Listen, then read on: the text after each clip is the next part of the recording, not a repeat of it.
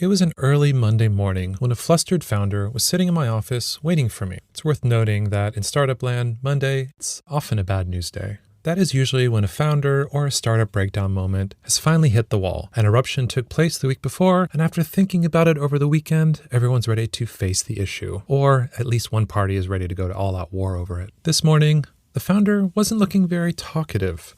When he finally did speak, he simply and softly said while looking down at his shoes, "I think I hate my co-founder. What should I do?" Oh boy.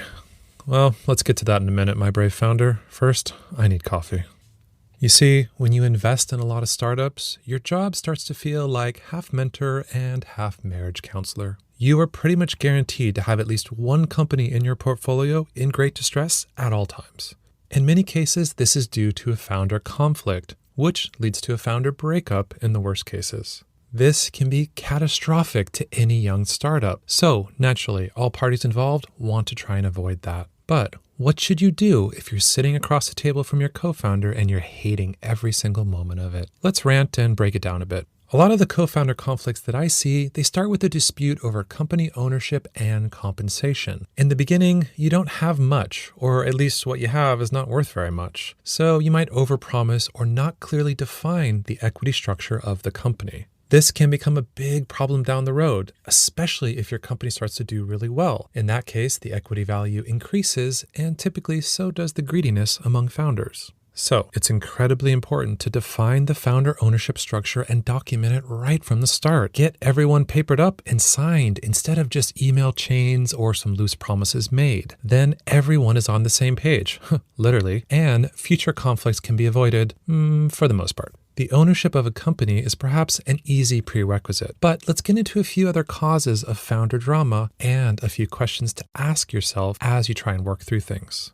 First, are your individual roles well defined, and do they avoid any overlap of duties? This is also a really big reason for founder drama in my experience. It's also why founders like to see two co-founders in every startup, and additionally, two founders that kind of balance each other out well. He or she is awesome at design, and the other founder is technically brilliant, for example. One founder builds it and the other founder sells it is another way to look at things. While it is common for founding teams to over-index on the technical side, this can also create a lot of disagreements and a bit of a vacuum in the other areas needed for company building. Furthermore, at the start of most companies, you're sort of in this everyone does everything kind of setup, but as you scale, be sure to get out of that mode. Set super clear duties between the co-founders and areas of ownership within the business. All of this can change as the business develops, but you won't get very far if you're constantly stepping on each other's toes. Next, is the conflict because you're both trying to, quote, be the boss? This is a little different than previously mentioned overlap of duties. When I say be the boss, I mean doing the boss-like things, such as people management, recruiting, perhaps being the public face of the company, and often fundraising. It is typically better if one co-founder spearheads these activities and only brings in the other co-founder sparingly when two heads are needed to solve a challenge. If both parties are trying to be the king or queen, that can be a problem. And if history repeats itself, you might find one part of the nobility getting stabbed in the back as the other tries to take ultimate control. So if your founder relationship looks more like an episode of Game of Thrones, well, you might have a problem. Next question. Is one co-founder no longer pulling his or her weight? Boy, this is a tough one as it can be very subjective and there might be a myriad of reasons why a co-founder is slacking. We can perhaps break it down into two reasons why this might be happening. One, due to the previous mentioned issues of ownership and duties, things might have become way too nebulous and a co-founder has, as a result, disengaged. In most cases, this can be corrected with better communication around the main issue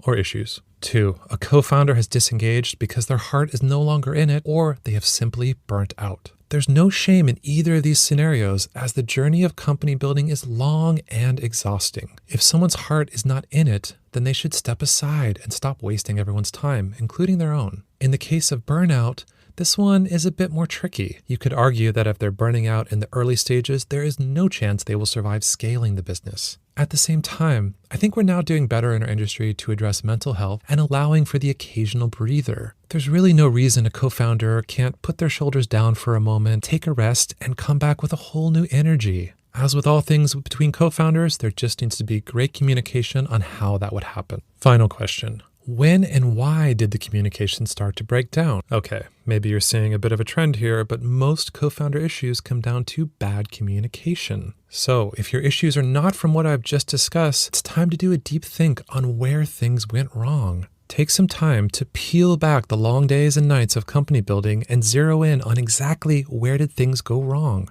Was there a single issue or a point in time when things got off the rails? Have you too quickly moved past the old issue and now it has remained festering within your co-founder? Or did you avoid the confrontation altogether somewhere? Have an honest look at things, and after that, have an honest conversation with your co-founder. It's time to have a big boy or big girl conversation, as we like to say. And that's not to patronize you as a founder, but let's face it, you're probably pretty young and maybe a little inexperienced when it comes to dealing with complex personnel issues. However, this is part of being a founder, so get used to it. You're going to have to resolve many conflicts throughout the lifetime of your company. Yeah, it's a tough part of the job, but afterwards you'll feel much better. I promise you that. You'll also be better equipped for the next time an issue like this arises, and trust me, more will come. Let's wrap up this rant on what to do if it's simply too late. The founder relationship is done. If the relationship cannot be salvaged, it's always better to take care of things sooner rather than later. Time spent with a dysfunctional partnership, it's just going to drag down your business, much like an anchor. Worse, you're likely to come to the same conclusion down the road anyway, so it's better to be done and move on. If you have investors and board members, get their advice first on how to best handle the situation. They are likely to have some personal experience and they are most familiar with the existing team dynamics. Also, and since this represents a material change to the business, they should be the first to know. If there's one thing investors really don't like, that is to be surprised. A sudden founder breakup would be the worst possible surprise to give to them. As you move to end the relationship, see if you can work out a civil arrangement with the co-founder who's going to step aside. This will sometimes include vesting their stock options early or repaying any personal loans that they've made to the company. If you are, say, 1 or 2 years into the business, the co-founder is really due something for his or her contribution. So better to be generous here and keep people happy and avoid a really long and drawn out negotiation. This is another reason why it's super important to define the equity between the co-founders and the vesting really early on. In our industry, we typically like to see a 4-year vesting schedule with a 1-year cliff and monthly vesting after that.